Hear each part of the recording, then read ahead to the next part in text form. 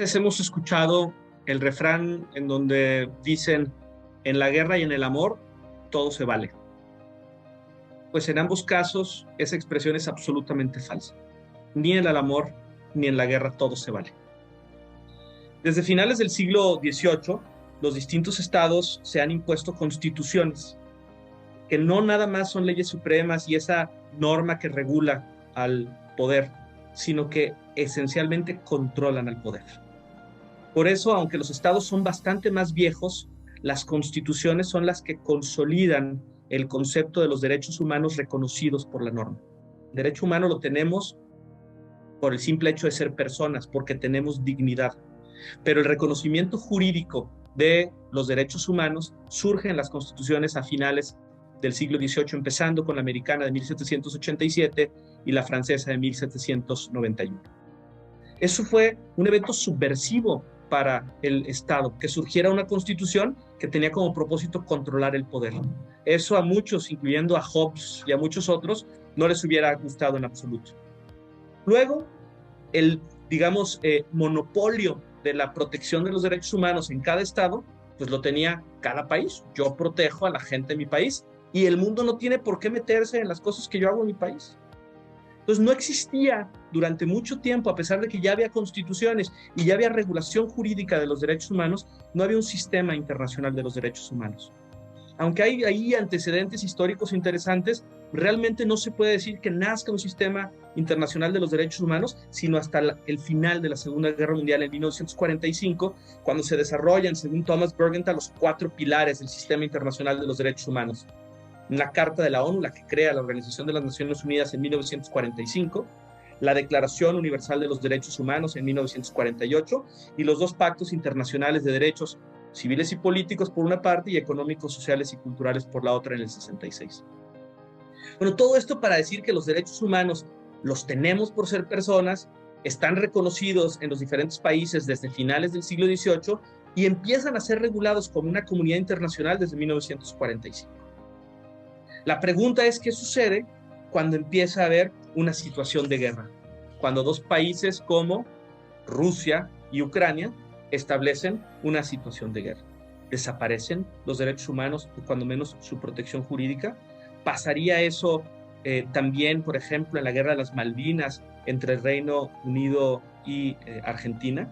O cuando hay una guerra de agresión, como la que estamos viendo hoy, donde un país poderoso, Rusia en este caso, está agrediendo a un país menos poderoso como Ucrania, como lo hemos visto en la historia. Ahora es un caso tal vez más grande, pero lo vimos también en la Segunda Guerra del Golfo, donde Estados Unidos agredió a Irak.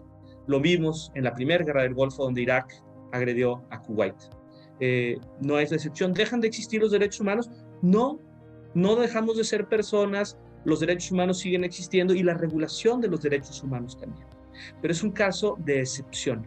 Mientras que se dice que el sistema internacional de los derechos humanos es el que regula en tiempos ordinarios, cuando empieza una situación de guerra, lo que surge es el derecho internacional humanitario.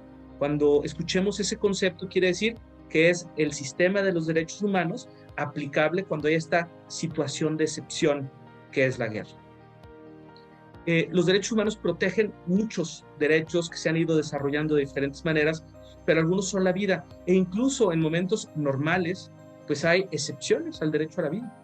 Yo no puedo legalmente matar a alguien, pero si una persona me agrede con un arma de fuego y entonces mi única salida es a mi vez agredirlo y quitarle la vida, eso se llama legítima defensa y está regulado en todos los sistemas jurídicos del mundo, incluso en el Código Civil del Estado de la República, del Código Penal, perdón, del Estado de la República Mexicana donde estés, o de la Ciudad de México, en mi caso, en el de Jalisco, pero también en el ámbito internacional. Por ejemplo, en la Carta de la ONU, el artículo 51 de la Carta de la ONU le da derecho a Ucrania a defenderse de la agresión que está sufriendo por parte de Rusia. Bueno, en ese momento, cuando empieza una situación de guerra, y hay que definir cuándo es que hay una guerra, y no es aquí el momento adecuado para hacerlo, empieza a accionarse el derecho internacional humanitario. El derecho internacional humanitario dice lo que pueden hacer los beligerantes durante una confrontación bélica. ¿Qué es lo que sí pueden hacer? Bueno, en unos casos pueden matar a una persona a otra, sí, pero en esos casos los tratados internacionales que regulan el derecho internacional humanitario, en particular 4 tratados internacionales que están hermanados, las 4 convenciones de Ginebra de 1949, dicen cómo se tiene que tratar a las personas, a los civiles, a los prisioneros de guerra y a los soldados del otro bando en tierra, en mar, y a los heridos o lesionados durante una confrontación bélica. Los prisioneros de guerra también tienen un tratamiento en estas 4 convenciones de Ginebra. La guerra tiene diferentes momentos, pero cuando hay una guerra, el derecho internacional humanitario, una serie de tratados, no solo estos, de los que muchos países son parte, por ejemplo, de estos 4 convenciones de Ginebra, son parte tanto la Federación Rusa como Ucrania. Entonces hay una serie de restricciones y limitaciones. No puedes hacer lo que sea, no les puedes preguntar lo que sea en un interrogatorio. Tiene que haber ciertos actos de reconocimiento de la dignidad de la persona, incluso cuando es un prisionero. Por eso, durante una guerra, hay un caso de excepción y sabemos que es una situación terrible para efectos de la vida de las personas, de las familias. Es un momento en donde se viven por parte de algunos las actitudes más sublimes y en otras las más perversas. Al mismo tiempo hay Mengeles, pero también hay personas que dan su vida a cambio de otros. ¿Qué es lo que tendríamos que aprender?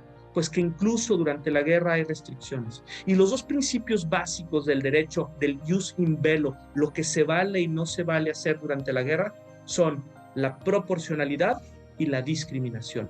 La proporcionalidad quiere decir que tiene que haber una lógica en los objetivos militares, en la clase de acciones militares, para no generar un daño, digamos, demasiado grande que no corresponde a lo que se está sufriendo. Y por otra parte, la discriminación, y es un caso rarísimo donde la discriminación es algo bueno. Hay que discriminar entre quien es beligerante y no es beligerante. Lo que deberíamos esperar de los sujetos internacionales que entran en una guerra, primero es que no agredan, en este caso ya ocurrió una agresión, y segundo, que ya estando en una guerra se comporten reconociendo la dignidad de las personas y cumpliendo con el derecho internacional humanitario. Muchas gracias.